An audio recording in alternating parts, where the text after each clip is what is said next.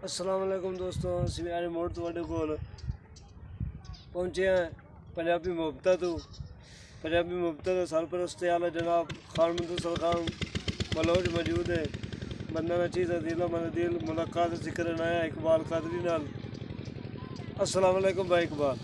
वालेकुम सलाम अदील साहब, की हाल है जनाब? ठीक है, ये दसो कि ਤੁਹਾਡਾ मुकम्मल नाम की? मेरा नाम जी मोहम्मद इकबाल कादरी है। अच्छा, मोहम्मद इकबाल कादरी। ਤੁਹਾਡੇ वालिद का की नाम है?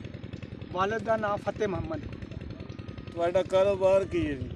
कारोबार इत्थे एहो ही एक दरबार की खिदमत कर रहे हैं तो अल्लाह ताला का दिता खा रहे हैं।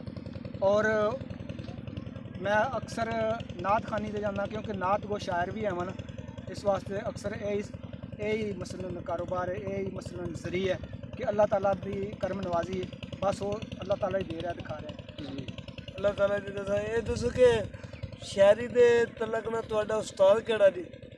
शायरी के तलक नाल मेरे उस्ताद जनाब मुमताज़ तौसीफ साहब अल मशहूर तौसीफ साहब। माशाल्लाह माशाल्लाह, तुम जान के मेरे पीर भाई हो।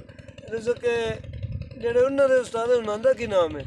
वो जी राजा यूसुफ कमर साहब उन्हों का नाम है। चक नंबर के 283 तो तलक ने ਤੁਹਾਡਾ ਦਾਦਾ ਉਸਤਾਦ ਨੇ।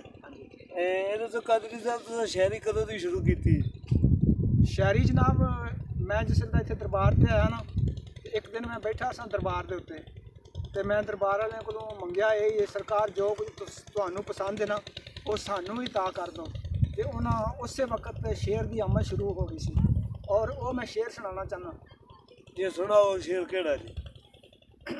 असां जान दा इश्क तो अलिफ पढ़िया जी किसी होर सबक की लोड़ कोई नहीं जी। असां जान दा इश्क तो अलिफ पढ़िया है किसी होर सबक की लोड़ कोई नहीं। जी असां होर हुण पढ़ के की करना है, जी दित्ती रहन अलिफ ने थोड़ कोई नहीं। अपने आप ये वध मुकदा नहीं कीती असां ते कदी भी गौर कोई नहीं। इकबाल कादरी अलिफ संग दो मीमा बस कर चा अगे शह होर कोई नहीं।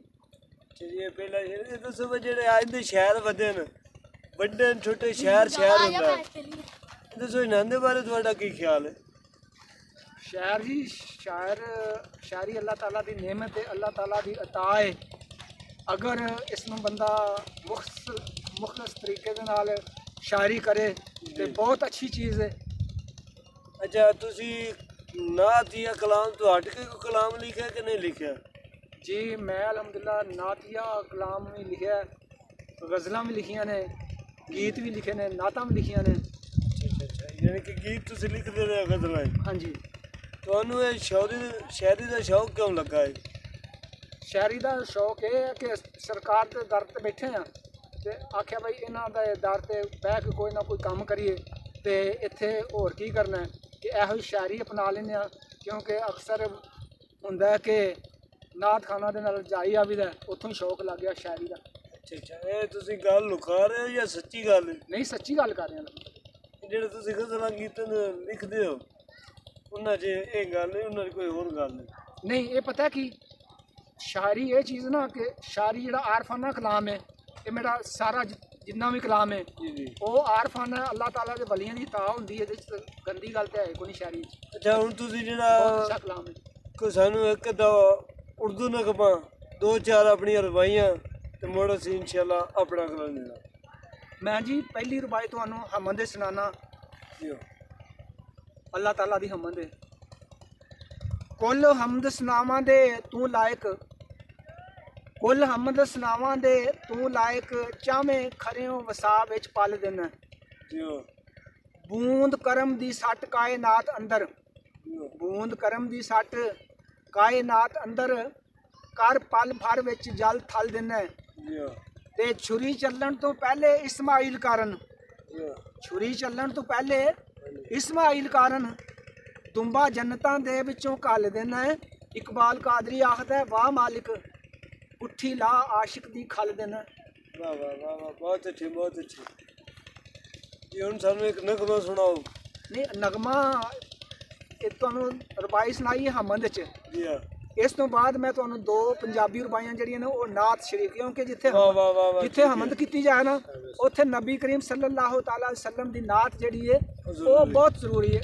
और ए जिहड़ी नात है मैं कुरान मजीद दी अपने सूरे वद्दुहा जी कुरान मजीद दी एक सूरत है वद्दुहा वल्लैलि इज़ा सजा ਇਹਦੇ ਵਿੱਚੋਂ ਕੱਢੀ ਲਫ਼ਜ਼ੇ ਵਦੋਹਾ ਤੋਂ जी ਔਰ ਕਿਸ ਤਰ੍ਹਾਂ ਵਦੋਹਾ ਮੁਖ ਉੱਤੇ ਵਲੈਲ ਜ਼ੁਲਫਾਂ जी ਵਦੋਹਾ ਮੁਖ ਉੱਤੇ ਵਲੈਲ ਜ਼ੁਲਫਾਂ ਮੌਲਾ ਆਪ ਹੀ ਤੁਸਾਂ ਸਮਾਰੀਆਂ ਨੇ ਵਦੋਹਾ ਮੁਖ ਉੱਤੇ ਵਲੈਲ ਜ਼ੁਲਫਾਂ ਮੌਲਾ ਆਪ ਹੀ ਤੁਸਾਂ ਸਮਾਰੀਆਂ ਨੇ ਥਾਂ ਥਾਂ ਤੇ ਉਸ ਦੇ ਕਰ ਚਰਚੇ ਤੇ ਹੱਦੋਂ ਵੱਧ ਕੀਤੀਆਂ ਦਿਲਦਾਰੀਆਂ ਨੇ ਤੇ ਜਿਹੜਾ ਅਕਲ ਦੇ ਨਾਲ ਉਹਨੂੰ ਪਰਖਦਾ ਸੀ ਮੱਤਾਂ ਆਪ ਅੱਲਾ ਉਸ ਦੀਆਂ ਮਾਰੀਆਂ ਨੇ ਸੁਰਮਾ ਮਿਲੇ ਉਸ ਖਾਕ ਦਾ ਕਾਦਰੀ ਨੂੰ ਜਿੱਥੇ ਬੱਕਰੀਆਂ ਯਾਰ ਨੇ ਚਾਰੀਆਂ ਨੇ ਇਹ रुबाई नात शरीफ है।